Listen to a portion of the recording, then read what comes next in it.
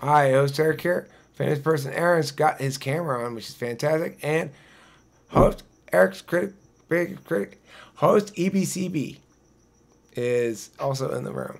All right, so Aaron, you watched the Muslim video. It's about where I draw a picture of Muhammad. That one, or Yeah, yeah, it's okay, that one. okay. So, what what are your thoughts on it, or what's your take on the whole thing? Well, I mean, it was it was kind of brutal for me to watch. I'm not trying to. It's fine. Uh, Criticize all you want. I'm not attached to anything. I'm curious to see how it plays, and it doesn't matter. I mean, I think that your point, your argument's right. It was just I think that it's gonna be hard for because I felt like the argument was being made, but you were also having a satire that was also being portrayed. That you were proving your point by acting it out. You know what I mean?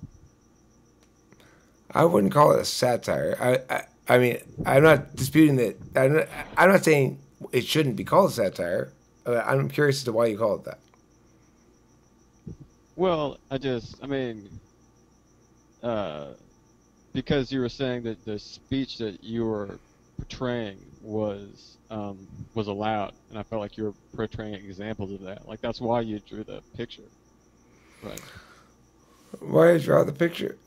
I mean, I think the point of drawing the picture was to demonstrate that it's not a criminal act, I guess. Uh, Right. and to piss them off. I mean, to desensitize, as I said, or at least that's my express position. I think my real motivation or real position is basically I find restrictions of free expression appalling, and it makes me fucking furious. Yeah, I feel that. I feel that. And I mean, I think a large percentage of the population would say it's not cool to directly, with uh, willful intent, to mock and defame their most deeply valued symbols. What Mhm. do you guys say if I were to make that argument? I mean, as far as I'm concerned, I mean that sounds like a valid argument. I mean, it's it's a like some things are offensive to anybody. Like anybody's gonna be offended by something, you know. But it's like you can't change society based on what you're gonna be offended by. I guess the problem is that not everyone agrees with that either. You know. Well, a solution might be just to clearly demonstrate that it's not doing that, that That your what? intentions are not that they are just to clarify the issue. I don't really know what you're talking about, to be honest. I don't know what the topic is, but Oh, it's a video I made where I explained that uh, Islam. Well, a Muslim viewer responded to a chunk of another video in which I said a couple things about Islam, and said that I ought to be. I'm just being unnecessarily brazenly disrespectful, and there's no reason for that. But the thing about that comment challenged, that made me upset, I guess, is when the person said, um, "It's like the Charlie Hebdo." Even this anti-God philosopher said, uh, "We can't expect to um, mock their most deeply held thing, their most deeply cherished beliefs, without getting a reaction in kind." But of course, my position is that's not a reaction in kind. It's responding with to mockery with violence rather than to responding to mockery with mockery. So uh, I don't know. It suggested to me that, see, there's an attempt by that commenter and a couple other commenters in this chain to claim the truths of relativism on behalf of this stuff. Say, to draw an equivalence between the West's valuing of freedom of expression and Muslims' valuing of the sacred. That those things are equivalent. But I find that really, really angering because I don't think they are at all equivalent because the one protects both, the other only protects itself at the expense of the other one. Yeah, yeah. Although both are subjective, which one? I mean, it's a subjective subject. Not. But see, my point is, it's not subjectively true that that free expression is a superior modality to reverence for the sacred. It's objectively true. Hmm. And so I don't understand how any human being who can engage in what's obviously rational conversation, who's smart, these individuals are not dumb people. I don't understand how they can either actually conflate the two things and think that mockery and rhetoric are equivalent, the same thing as actual violence. How can an intelligent person actually conflate those things or refuse to address a conflation that they're voicing because they feel they have to or something? I don't know. How does that happen? I mean, Well, sorry, but have they actually explained how it is? Have you asked them why? So I asked them why what? Why they think that violence and rhetoric are the same thing? Yeah, why they thought that you were actually doing that in the video? Like, what's the evidence? Like, The evidence for what? you're saying that That, that that they they were. that they equate violence and rhetoric as the same? Because that's what the commenters said. They said, "This is we don't expect you to go along with our way of doing things, but we do expect you to respect it. And if you don't, you can't claim any moral superiority because you've attacked us by slandering the prophet. So that's not an attack. Those are words. I'm making fun of your religion. That's different, right?" right. I mean, I see but that's why I feel like it's a satirical point. You know, I see the argument, but Right.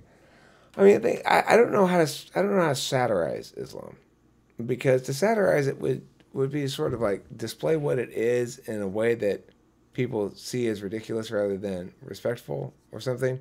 But I find the only response I can have to Islam is to attack it directly. well, what's the difference between that and hate? Well, because I'm That's why I attacking. feel like Okay, so let's talk about this. This is a great question, and I appreciate you asking it very much. The difference between what I'm doing and hate is I'm attacking Islam, not Muslims. And I'm attacking specific manifestations of religion in public policy. So I'm attacking the apartheid against women, which is a state of affairs that persists in most Muslim countries and all Middle Eastern Muslim countries. Maybe 80% of the Muslim population of the world persists in that state of affairs, apartheid against women. I'd say that apartheid with women is justified exclusively by religious justifications. So it's fair of me to say I attribute blame there. Now, we also know that the actual execution of these atrocities is done only by individual human beings, and that all of those individual human beings are Muslims. So that's not hate. That's an objective assessment of a massive population of people persisting in an atrocity against half their population that they have persisted in since the 14th century, and that large segments of the population are trying to make it even worse than it currently is. That's a legitimate critique. That's not hate. And any individual Muslim human being that comes to me, I do not assume anything about them. All I can tell is this. If I ask you this question, this determines if, in my mind, you're civilized or not. Do you believe that people who insult the prophet should be arrested? If I get off the plane in your country and I say, Muhammad's got poop on his face, should I be arrested? Or would you fight to defend my right to do that? The only question that matters, because there are two ways in which we can determine that another group, a country, is how we normally divide them, but let's just say a population that views itself as unified. There's only two ways that we can evaluate successfully whether such a population is an ally, a free country, a free state, a state that values a fair system applied to everyone equally, at least tries to do that, and one that doesn't. And the two ways are this. Number one, if a country values freedom of expression, and number two, if they have some semblance of transparent elections that at least leads to a regular transfer of power. If you have those two elements, you have a free society. If you don't have either of those two elements, you don't have a free society. Now, the alternatives are two. We can either hold those wrongdoers accountable rhetorically. I'm not advocating any violence ever, and I'm not advocating that we assume any individual is guilty of the crimes of the group. I am saying that if they do ascribe to these particular criminal behaviors of the group, then they should be condemned wholeheartedly for it. And that anyone who would prioritize negating my condemnation because it sounds hateful or because it offends people, instead of prioritizing condemning the atrocities, the actual atrocities committed by this large population upon half their population, is missing the point. Well, isn't conflating the acts with the belief itself like missing the point? Okay, well, you could accuse me of a reification fallacy. That's what you're saying there, and it's a legitimate point. It's true that the group doesn't take action, doesn't represent any set of beliefs per se. However, what I'm trying to point out is that in the status quo, we allow individuals, I don't know if I hear you or not. In the status quo, we allow individuals to dictate to everybody that they do stuff for this reason, and that a group consensus about what the set of reasons are that are acceptable within a group comprises the context in which we have to evaluate things, right? So I got a little distracted there in the middle by the chat thing and the noise, so I lost my flow. But did I answer the question?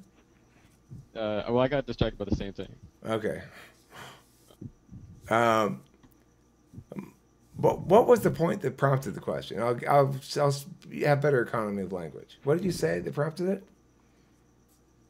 Why I said that to conflate like the belief with okay, the people. reification fallacy, right? It's okay, fine. It is a reification fallacy. I can see that, but the thing is, we don't. If you're gonna call it out on me as a reification fallacy, then the justifications that you have for accusing it of being either anti-FE or sounding like hate or whatever, those also have to go, because in that instance you're saying, okay, fine, I can see it's a reification fallacy. Then there is no group that's taking any kind of action. Fine. What about all these people over here calling themselves a member of a group and taking the action? What about them? Okay, well, you help me then to attribute a critique of the rhetorical models they're employing without referencing either the models as a unique unit of thing, a distinct thing, or referring to the people as a generalized class of thing, because I prefer not to do that. Well, I mean, like, it is a phenomenon. Well, it's a political situation more than a. I mean, the cultural separation, I don't think is actually valid. What do you mean? I mean, well, in the sense that, I mean, Can you order a beer in Saudi Arabia? No. Why not? No. What, did they have a reason why not, or did they not give you any reason? Well, I mean, Saudi Arabia's government is a royalty. But what's the reason they give you as to why you can't get alcohol there? Yeah, but who cares what the reason the authority gives you? The authority that is... Because what we're talking about here is explaining why they're wrong. So we have to know what the reasons they give are. What is the point of explaining why they're wrong? Because in their central, I mean, like you can't tell a king that they're not royal. Okay, what's the point of explaining why they're wrong? Well, first of all, if they're talking to me, the point is to make them clean their fucking trash off the table. But if, regardless of that, if they're not talking to me, they're engaging in public discourse at all, then they're talking to me. And I'm going to talk back to them and explain to them why they're wrong, because the only reason people can persist in bad behaviors is because we have normalized narratives that justify those bad behaviors. I intend to denormalize those narratives and impact behaviorally only incidentally. I don't have any desired outcome. My outcome is to fuck the living shit out of your wrongness. And in that fashion is the only way in which I can advance humanity. Because the one thing that people don't like to do is repeat a bad argument that got them fucking humiliated last time they tried it. So, how do we cure the Middle East? Humiliate the fuck out of their bad arguments. Make sure they hear it best we can, as often as they can. Desensitize them. And when they come back with their arguments, great, we're making progress. Now you're trying to bring your bad arguments here and use them. Well, they get shredded, and then I go piss on the Quran.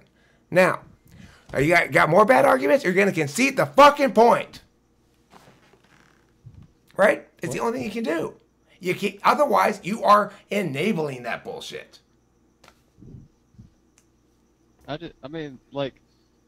just don't, like, you're not going to be able to convince your way out of a political argument with, like, national authorities that, I mean, trying to humiliate them, not convince them. Humiliate. Right? What is the point of that? I just told you what the point was. People have a deep aversion to repeating arguments that got them humiliated last time they said that bad argument. No, discourse is progressive. Discourse is progressive. The flow exists. The flow of human progress exists, and the flow of human argumentation exists. Arguments that once were considered totally acceptable are now considered appalling. If the culture moves forward discursively, how does that happen? It doesn't happen positively. It doesn't happen because somebody gives you a good positive argument to make. It happens the other way around. Because bad arguments get punished with the natural consequence of getting your wrongness shoved up your fucking ass. It's the only way progress happens. Eric. Yeah. Eric. Do you guys hear me? Yeah. I've been trying to talk. Do you hear me now? I do hear you now. Okay, because I can give my point of view since I'm Muslim, actually. Oh, you're Muslim. Fantastic. But okay, but listen, here's the thing. You can start with your point of view right now if you want, but I have been holding my pee for too long. I have to go pee. Okay. It's just that I've been trying to talk, but you couldn't hear me. I don't know why. I can hear you now. Well, yeah, what was the question again? Because I had to log off and come back for the audio to work. So I didn't hear the last thing he was saying when he was, I don't know what he was saying. I was asking him about a video that he posted. Oh yeah, I know that, but just the last part. But I didn't see the video, so I can't comment on it. I see. It just wasn't. I mean, I don't know. Just want to ask about it, I guess.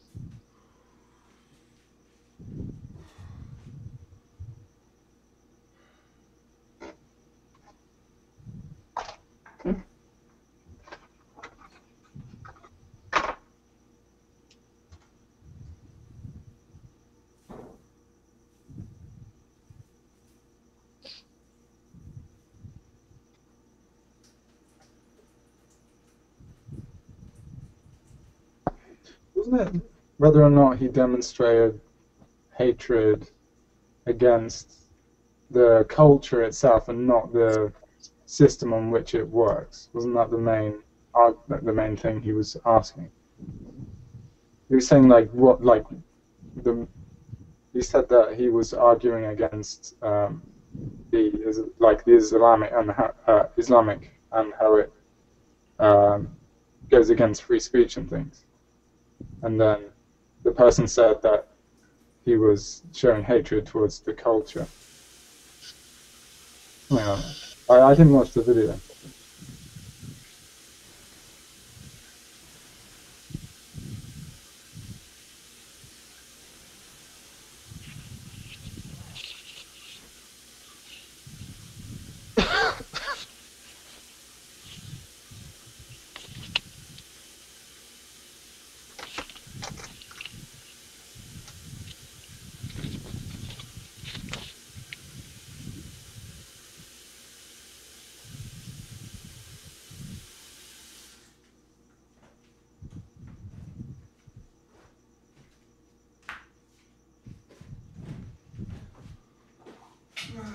Sounds like someone's like kind of confused criticism for how the religion works mechanistically as an insult to the way of life or culture or philosophy of the religion itself.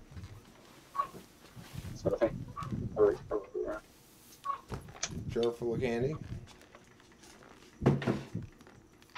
Orange soda. Empty bladder. Headphones. I'm ready to go.